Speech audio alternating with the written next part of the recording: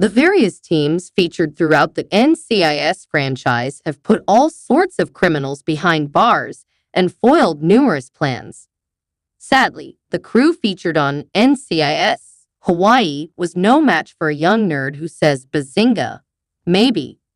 Fans of the procedural were no doubt devastated when it came to light that NCIS Hawaii would end after Season 3 with an open-ended final. The reason as to why NCIS Hawaii was canceled seemingly came down to budget constraints, but the success of young Sheldon may have also played a role. Matt Rush of TV Insider addressed the cancellation and claimed it had to do with CBS wanting to dive headfirst into a new prequel series, NCIS Origins, which will follow the story of a young Larry Gibbs, originally played by Mark Harmon on NCIS.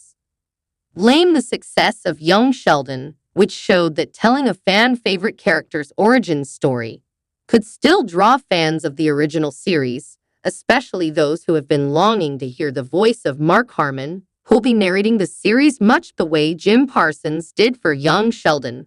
Rush theorized, "Take that statement with a grain of salt, but the idea of a young Gibbs series certainly appears to be in the same vein as young Sheldon, which recently ended its run after 7 seasons.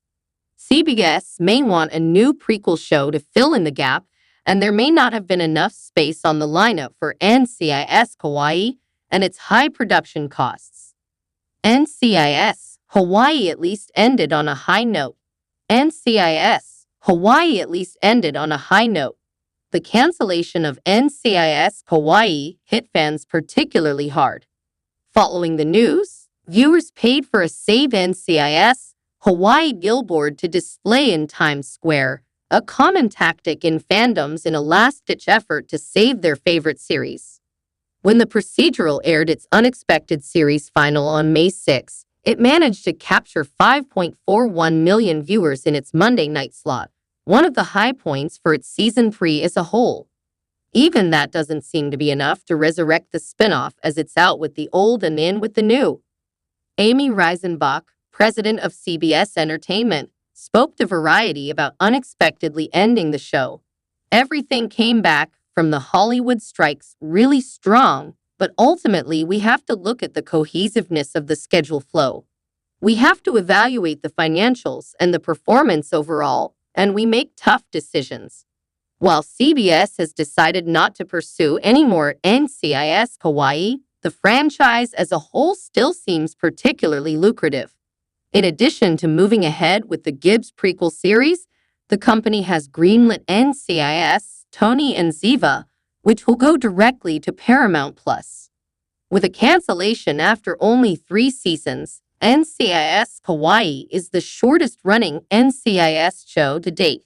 One would surmise NCIS Hawaii characters like Jane Tennant, Vanessa Alachi, and Jesse Boone, Noah Mills, could still hypothetically appear in other NCIS shows to assist now and again. As for now, the books on NCIS Hawaii are closed, and this is one cold case that probably isn't getting reopened. Everybody loves TV, and everybody has lists of their favorite shows, including the ones that, whether it was because of low ratings or other outside factors, ended up getting their plugs pulled and leaving the airwaves before viewers were ready to see them go. Regardless of genre, every television fan eventually grows accustomed to the pain of seeing the plug pulled on their favorite series. Whether because of ratings, budget, or cast problems, it's been a reality of the medium since the days when Jackie Gleason was spending episode 2 of his ex You're in the Picture apologizing for the awfulness of episode 1.